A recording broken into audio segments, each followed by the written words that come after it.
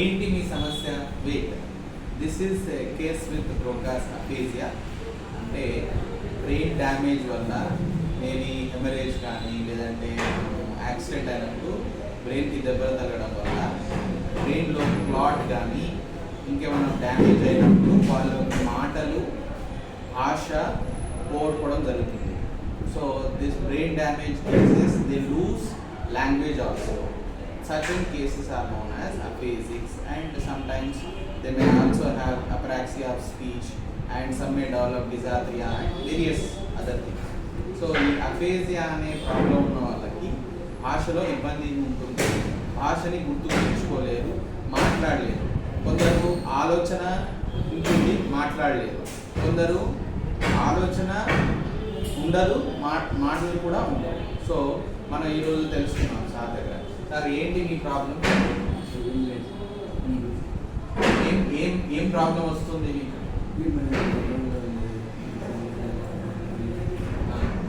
So here you can see, ఇక్కడ చూడొచ్చు మనం స్పీచ్ అనేది క్లారిటీగా లేదు. సో అతను అనుకుంటున్నాడు but he is not able to tell what is that. So ఏమనుకుంటున్నారు? ఏం కావాలి? ఏం కావాలి? ఏం మాటలు రావట్లేదు? ఏం రావా? బాగా చెప్తున్నారు కదా, ఏం రావాలి? అమ్మా చెప్పండి.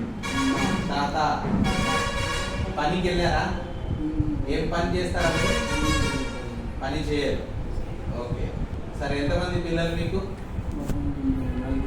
Okay, right. మీరు ఎక్కడి నుంచి వచ్చారు ఇప్పుడు? ఓకే, ఎలా వచ్చారు? ఎలా వచ్చారు? బస్సా, ట్రైనా, కారా? కార్లో వచ్చారా? మీ కారు ఉందా?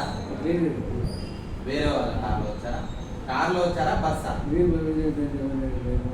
ఎలా వచ్చారు? వాకా? బై వాక్ వచ్చారా? ఎంత దూరం ఇక్కడ నుంచి? ఎంత దూరం? ఎంత దూరం? ఎంత దూరం? ఎంత దూరం మీది? So here you can see he is not able to say how he has come here. ఇలా ఇక్కడ ఎలా వచ్చాడో చెప్పలేకపోతున్నాడు. This is what I was saying. దీన్ని అప్రాక్సియా ఆఫ్ స్పీచ్ కానీ లేదా అఫేజియా అని కానీ అంటాం. సో ఇక్కడ మనం ఏంటంటే we have to retrieve, we have to repeat, we have to tell him number of times. So ఒక విషయాన్ని 5 సార్లు కరెక్ట్గా చెప్పగలిగితే అప్పుడు అది వచ్చినట్టు. సో ఒకసారి చెప్పండి. వాక్, వాక్, నడిచి, నడిచి, వచ్చా, నడిచి, నడిచి, నడిచి, నడిచి, నడిచి,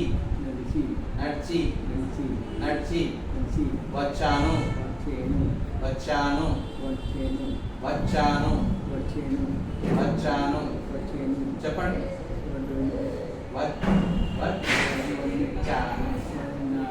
వచ్చాను, వచ్చాను. ఓకే. ఏం తిన్నారు పొద్దున?